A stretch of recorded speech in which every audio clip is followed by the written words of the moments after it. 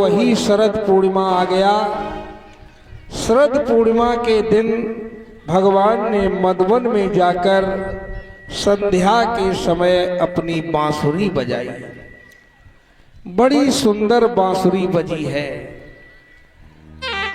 और कन्हैया हो तेरी गजब की बसुरिया,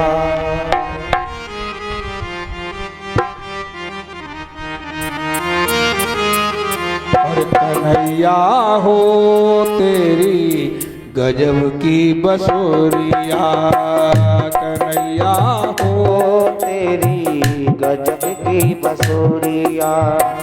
राधा भी नाचे नाचे, राधा भी नाचे नाचे, राधा की पैरिया, कन्हैया हो तेरी गजब की बसुरिया, कन्हैया हो तेरी गजब की बसुरिया।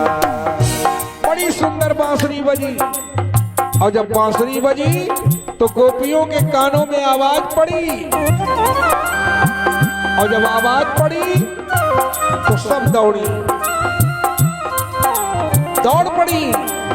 बाजी उम गाई, बाजी द्वार खोल खाई, बाजी मारग भोलाई, बाजी व्याकुल आंगन में।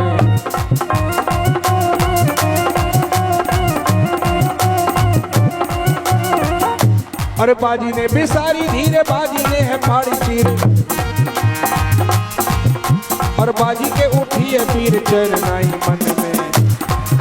और बाजी बर छोड़ बाजी, बाजी कर छोड़ बाजी, बाजी घर छोड़ बाजी, ब्याद लगी तन में।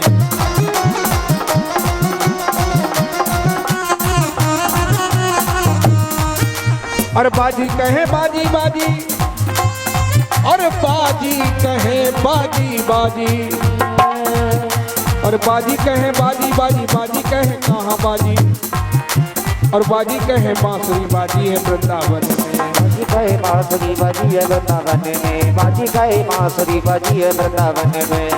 कन्हैया हो तेरी गजब की बसुरिया, ओ कन्हैया हो तेरी गजब की बसुरिया, कन्हैया हो तेरी गजब की बसुरिया। दुहंत ओ अब यहू काशिद दो हम हित्वा समुत सूत कहा। गोपियां इतनी व्याकुल हो गई, जो दूध दुह रही थी बस दूध की बल्टियां लेके भात ठाड़ी भई। याद रखना, जो है अपने पति को भोजन परोस रही थी, जरा ध्यान दे, वो रोटियां लेके भात ठाड़ी भई।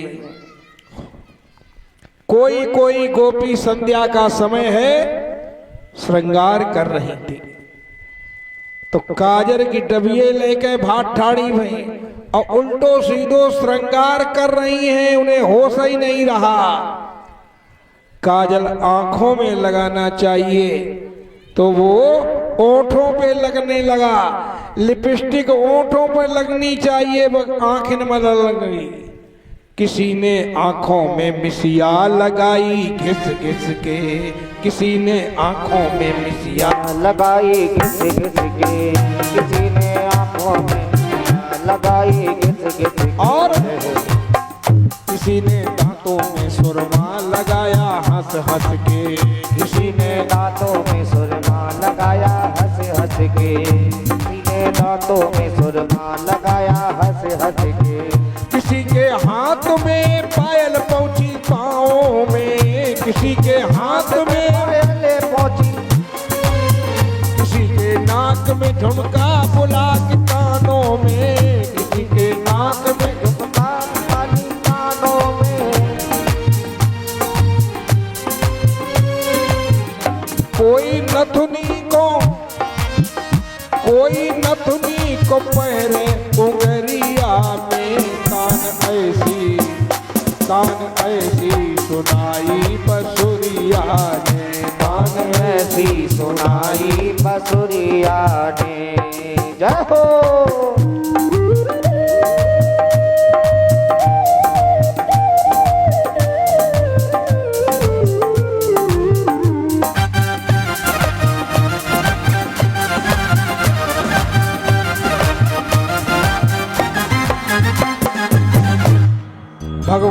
के पास सब पहुंच गए।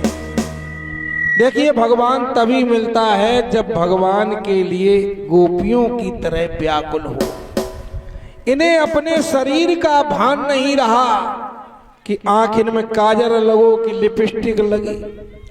संध्या के समय जब सारी गोपिकाएं मधुवन में पहुंची तो उसी समय भगवान ने कहा, गोपियों, संध्या के समय है अब लाओ, क्यों पास हमारे आई हो, अपने पति पुत्रों को तज कर क्यों पास हमारे धाई हो। क्यों आई हो मेरे पास? एक गोपी कहने लगी, क्या बताऊं, मेरे पति बूढ़े हो गए थे, इसलिए उन्हें छोड़ करके मैं चली आई। दूसरी कहने लगी, वो अंधे हो गए थे, इसलिए उन्हें छोड़ के चली आई। गोपियों ने जो इतना कहा, भगवान ने कहा, सुनो गोपियों, तुम्हारा पति द्विशीलो दुर्भगो वृद्धो, जड़ो रोग धनो अपिवाह, पति स्त्री बिना हताभ्यो, लोके पुष्भिट पात की। तुम्हारा पति चाहे लूला हो, चाहे लंगड़ा हो, चाहे अंधा हो, चाहे बहरा हो, चाहे काना क्यों न हो, अपने पति का अपमान मत करना। नित्य प्रेम करो पति से बहनों, कर जीवन सफल बनाना है, और पति ही है सब कुछ नारी का, ये वेदों का बतलाना है।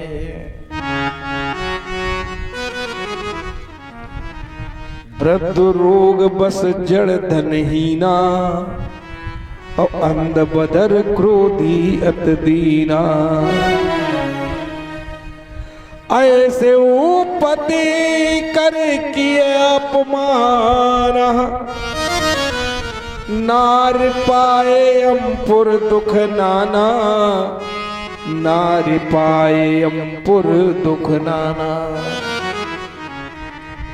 इसलिए तुमने बहुत बुरा किया, अपने अपने पुत्रों को छोड़ करके मेरे पास आई हो, आखिर क्यों?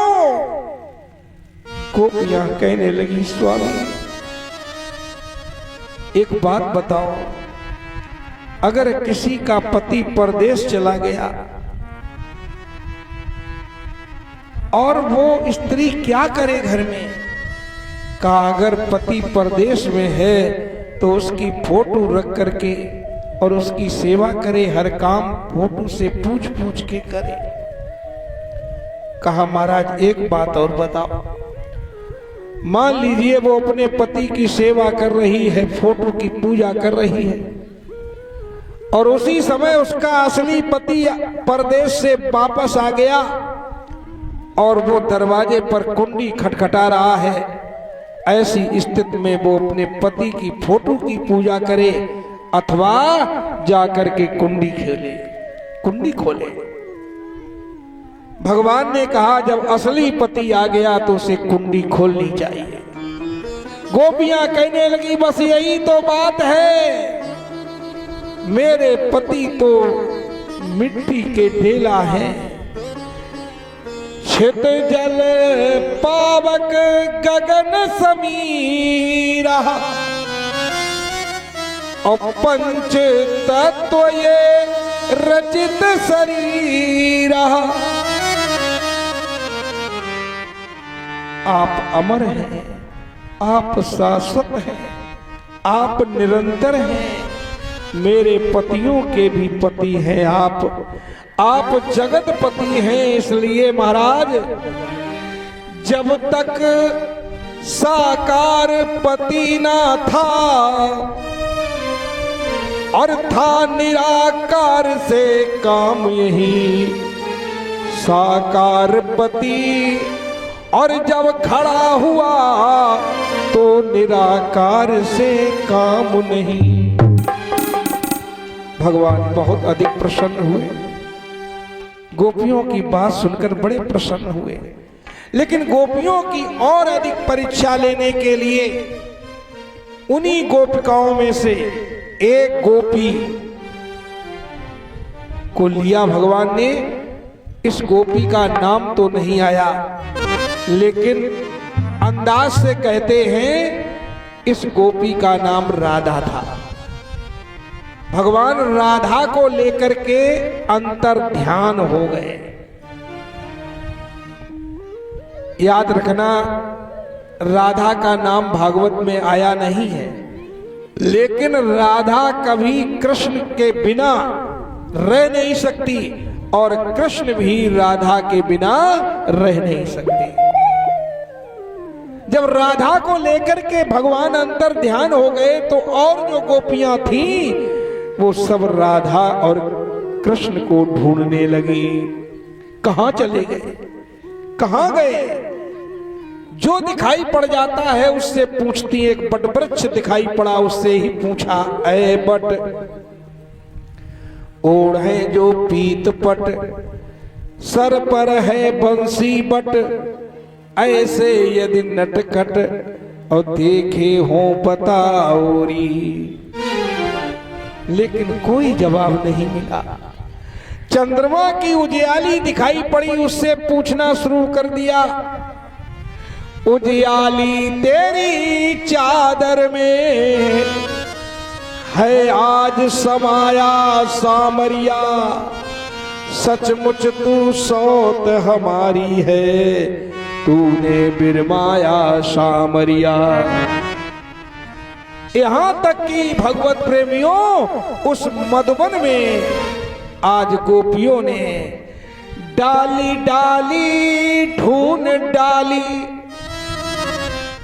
डाली डाली ढूंढ डाली, न पाया हर का पता, ना पाई ढूंढ हारी मुरलीधर का पता, ना पाई ढूंढ हारी।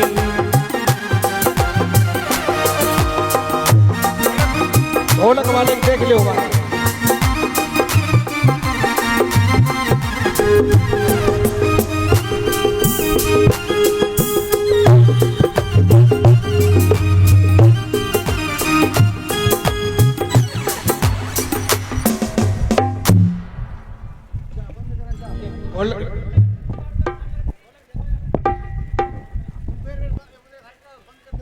हेलो हेलो,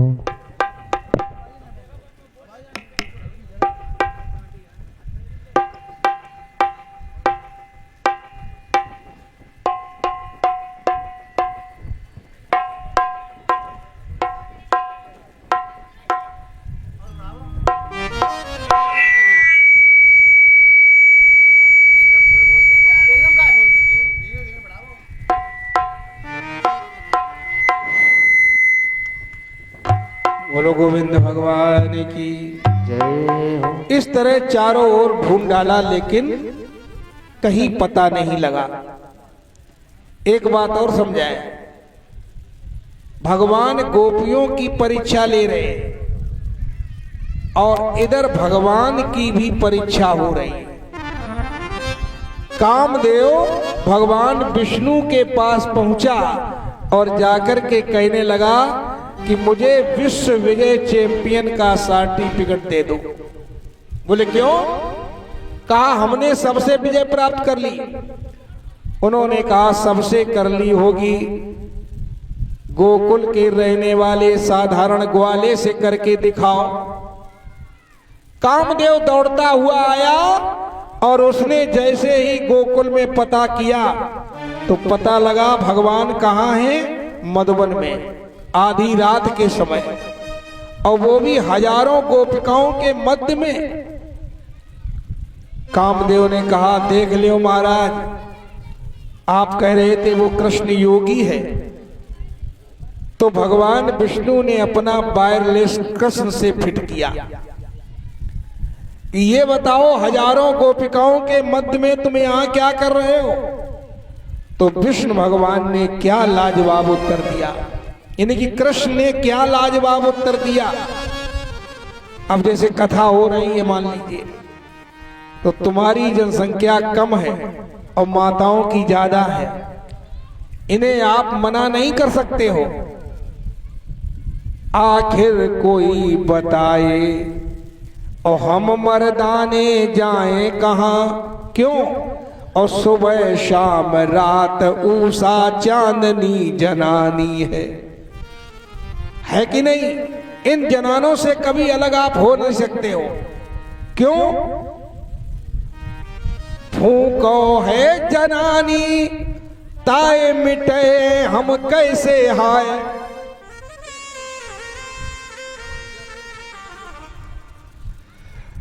और फूको है जनानी ताए मिटे हम कैसे हाय। और रोटी दाल सब्जी और चटनी जनानी है। सबसे जटिल प्रश्न एक और उठ जाता है, कहाँ मैं निवास करूं, झोपड़ी भी जनानी है। और कौन सी जगह ऐसी जहां मैं शयन करूं। और चद्दर रजाई दरी खटिया भी जनानी है। और भ्रमण करना चाहूं तो किस सवारी से करूं। और car bus jeep rail cycle भी जनानी है। बीमारी घेरे तो पहुंचूं अस्पताल बीच, और वहां नब्ज देखे वो नर्स भी जनानी है। कौन से विषय का अध्ययन मैं करूं हाय। हिंदी अंग्रेजी सोशलॉजी भी जनानी है। पहले तो हर स्कूल में गुरुजी पढ़ाते थे, अब हर स्कूल में अध्यापिका जनानी है। और कौन सी ड्रेस पहनूं समझ में न आए। धोती टी शर्ट टोपी और टाई भी जनानी है। इंडिया जनानो है ये भारत को नाव रखो। और मूछे लई घुटवाए और पदवी भी जनानी है। प्रेमी कहाँ लो अब हम बखान करें। जिंदगी जनानी और मौत भी जनानी है। इन जनानों में रहते हुए आसक्त न हो, बस यही सबसे बड़ी कला है। लेकिन जब कृष्ण राधा को लेकर के जा रहे थे तो राधा अभिमान हो। राधा ने मन में सोची हमें लगा सबसे ज्यादा हम ही चांद, इसलिए कृष्ण से कहा कितनी दूर और चलना। भगवान ने कहा बहुत दूर, कि हमारे पैर दर्द करने लगे। कन्हैया ने कही आवो कंधन पर बैठ ले। हाय राधे कन्हैया कंधन पर बैठे हुए के ले चलो। कामदेव ने फिर वायरलेस फिट किया, देख लो महाराज क्या हो रहा है।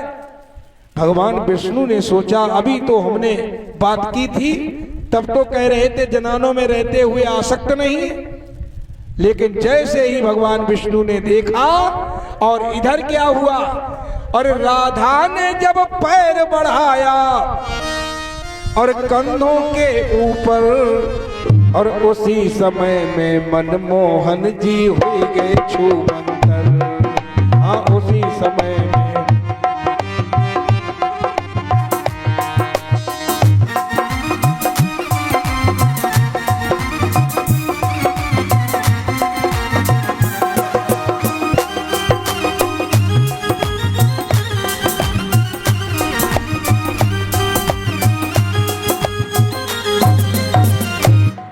राधा एकदम घबराई।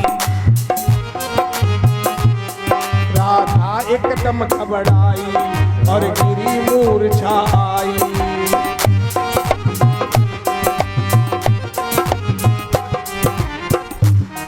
बेहोश हो गई पृथ्वी पर, बेहोश हो गई पृथ्वी पर राधा बजा घंटे भर और उसी समय में मनमोहन जी हुई गए छूमंतर। हाँ उसी समय में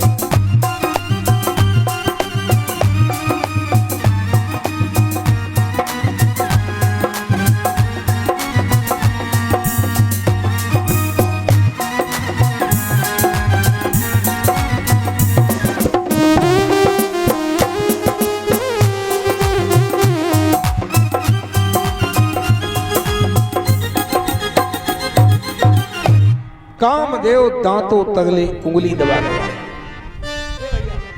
ये डिब्बा खोलो। कामदेव दांतों तले उंगली दबा गया।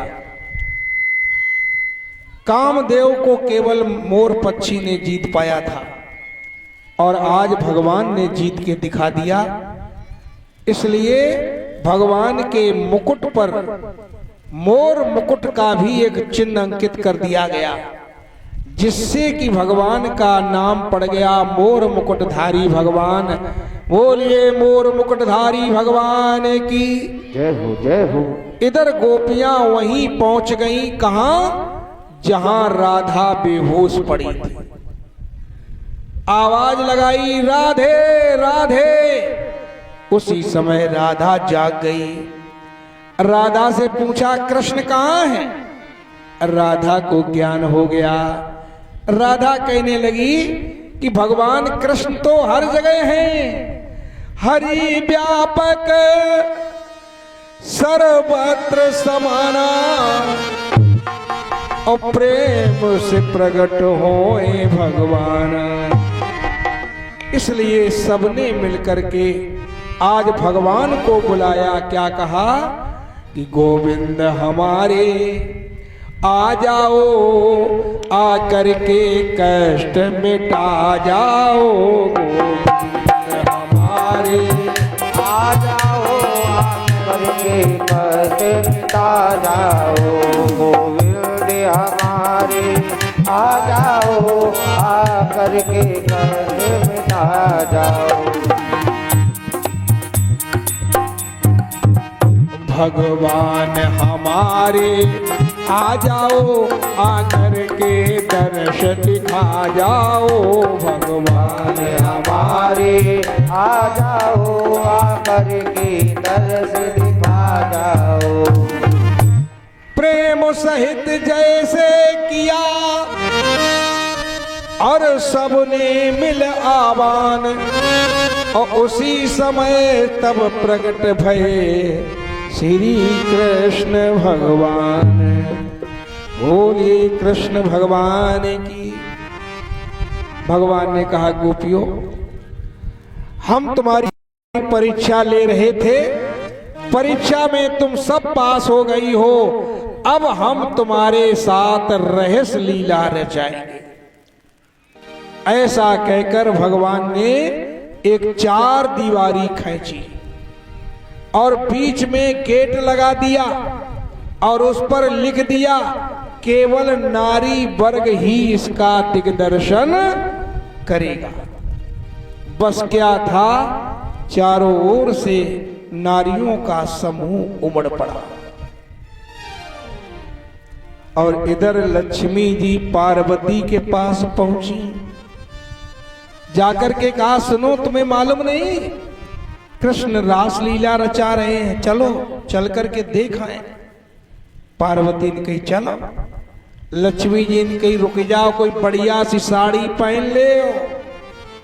हाँ, वहां बहुत औरतें इकट्ठी होंगी और माताओं की ये आदत होती है कि मेला बाजार जाएं, कथा भागवत में जाएं, बुलौआ में जाएं, तो बढ़िया से बढ़िया साड़ी। हाँ, एक गांव में बुलौआ लगो तो चार औरतें इकट्ठी भई और कान लगी जीजी बुलौआ चले आओ।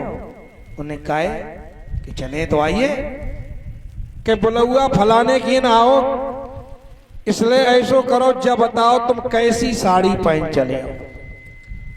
उन्हें देखो साड़ी की बात रही तो हमारे पति के बार हो गए अब सफेद, तो हम सफेद साड़ी पहन जाए। तो उन्होंने कहा बालन के ऊपर साड़ी पहनी जाती है। हाँ, तो हमारे पति के बार करिया है, हम करिया साड़ी पहनी है। उन्हें ठीक। तीसरी बोली हमारे पति के बार सुनहरे, हम सुनहरी साड़ी पहनी है। चौथी कान लगी जीजी हमका नंगी चला ने कहा कि हमारे पति के बारह नहीं में तो गंजे हुई है। अब लोग बारों के ऊपर साड़ी पहनते हैं, लेकिन याद रखना अपने पति की आमदनी देख करके जो है शरीर में वस्त्र पहनना चाहिए। तुम्हारा पति खेत में खुरपिया चलाए रहो और तुम सड़क में हैंड बैंड टांगे घूम रही तो का अच्छी लगे। पार्वती ने क्या लाजवाब उत्तर दिया कि कैसे पहन सकूंली साड़ी और रहते मेरे पिया उघारे, कैसे मैं साड़ी रहते पिया।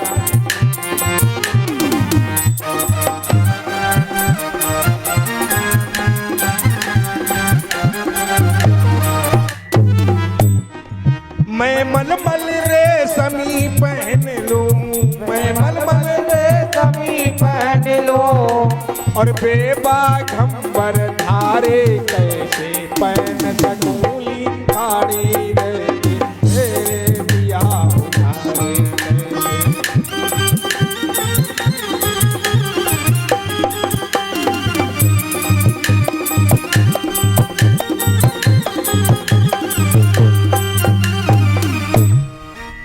खैर पार्वती ने कहा हम कैसे साड़ी पहने।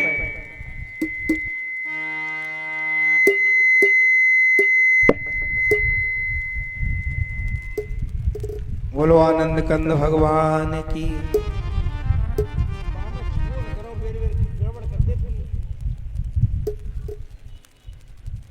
पार्वती जी आज जैसे ही चली सजबज के तोले भोले बाबा आई गए। भोले बाबा ने कहा कहां कहां जा रहे हो? का मालूम नहीं भगवान कृष्ण रास लीला रचा रहे हैं, उस लीला को मैं देखने जा रही हूं। शंकर जी ने कही वाह भाई वाह, अकेले अकेले। पार्वती ने कहा वहां केवल जनाने जा रहे हैं, मर्दाने नहीं जाएंगे। भोले बाबा कान लगे सुनो पार्वती, हमने उनकी माखन चोरी की लीला देखी, रास लीला देखी, ओ गोवर्धन लीला देखी, चीर हरण लीला देखी और देखेंगे ये रास लीला भी। इसलिए ऐसो करो कोई उपाय बताओ। पार्वती ने कही एक ही उपाय है। बोले कौन सा?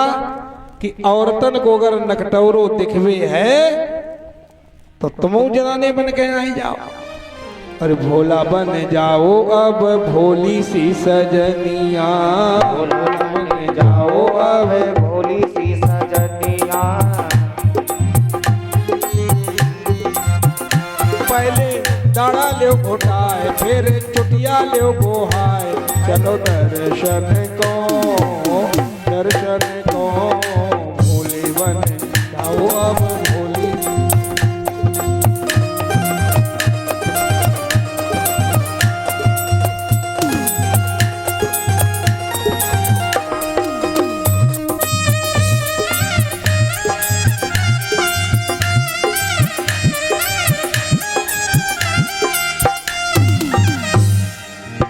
हाथ में मेहंदी पैर महावर से दुर्मार्ग भराई के, हाथ में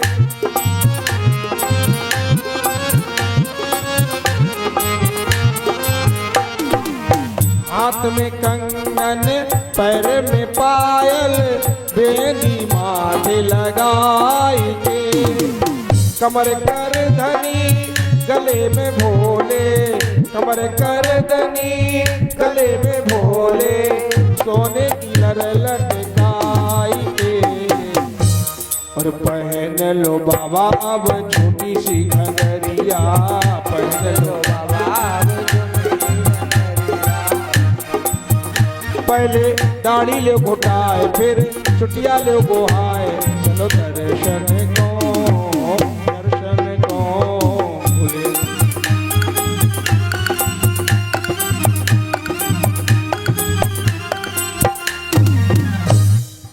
भगवान ने कही गौरा तो रात भरे के लिए हम मुड़नो कहाँ कराए में, कोई जो है छोटा सा सरल उपाय बताओ दूसरा। उन्होंने कहा और कोई उपाय है ही नहीं। जब कोई उपाय नहीं है तो फिर क्या करें, लीला मुझे देखनी है। पार्वती ने कहा अगर लीला देखनी है तो जनाना बनना पड़ेगा। शंकर जी ने कही लाओ तो फिर अपनी घंगरिया। हाय बा घंगरिया जब भोले बाबा ने पहनी तो उनकी लंबाई 1.25 गुनी, तो वह परियन के ऊपर हुई है। खैर जैसे ही घंगरिया पहनी और उड़निया ओढ़ी, अब उड़निया ओढ़े तो जटाएं झांपे तो दाढ़ी मूछ खुल जाए, और दाढ़ी मूछ झांपे तो जटाएं खुल जाए। बड़े चक्कर में पड़े भोलेनाथ। भोलेनाथ ने डबल उड़निया ओढ़ी और फिर चले। अब चलो, उन्हें रुको, सब तो छिप जाएंगे, छिपेगा कहाँ नांग ये काला, और निकले तेरा दीवाला। सब तो छिप जाएंगे, छिपेगा,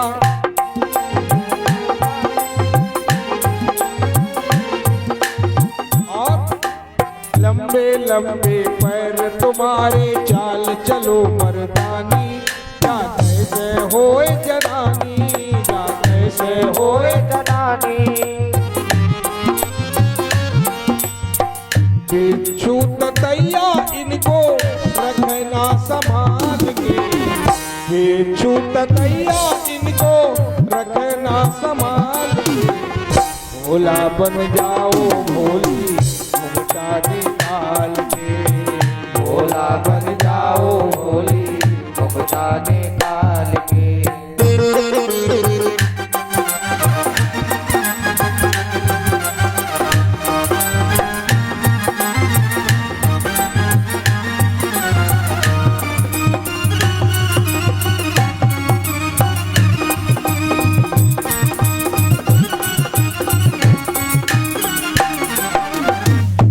भगवान शंकर ने एक हाथ को थैला सिलवाओ, बम अर्रैया बर्रैया सब बंद कर ले, और जैसे नहीं औरतें जूड़ा लगाती ऐसे जूड़ा लगाओ कि अब चलो। आज भोलेनाथ पार्वती के साथ चल दिए। रास्ता में गोपियां मिली।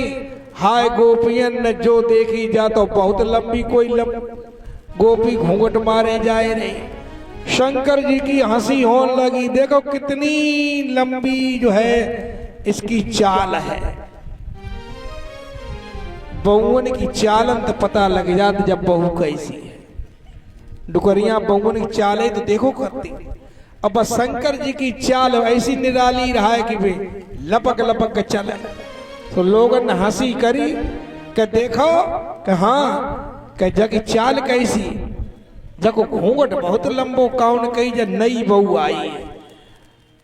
तो कोई कोई कहने लगा जगो चढ़ाओ नाप गुनाई आओ। शंकर जी की हंसी हो रही थी।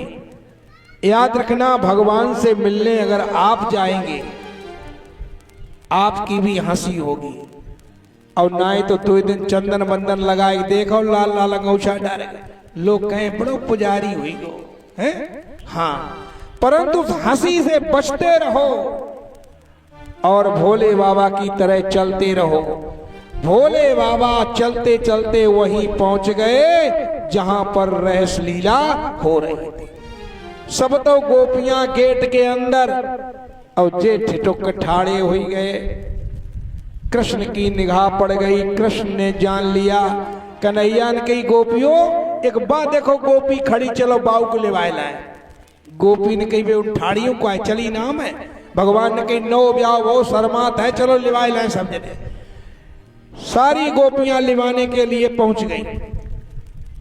और जब पास में पहुंची तो गोपियां कहने लगी महाराज नो ब्याह भो तो जाके मोह दिखरवनी और करो। शंकर जी ने मन में सोची हमें लगत पोल पट्टी खुल गई। कन्हैया ने देखा एक एक करके जो है कैसे मुंह दिखरौनी कराएं, इसलिए उसने क्या किया, एकदम उड़निया लई और खींच दी। और जो उड़निया खींची तो दाढ़ी मूछ लटक गई। और जो दाढ़ी मूछ लटकी सो गोपियां भड़बड़ाए कि गिर पड़ी। गोपी है कि गोपा है? लेकिन भगवान ने कहा गोपियों,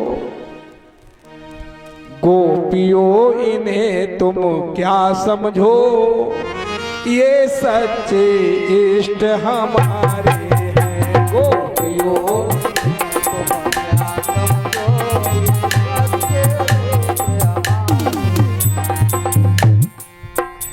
गोपियों इन्हें तुम क्या समझो, ये सच्चे इष्ट हमारे हैं। मेरी ये लीला देखन को मंडप के बीच पधारे हैं।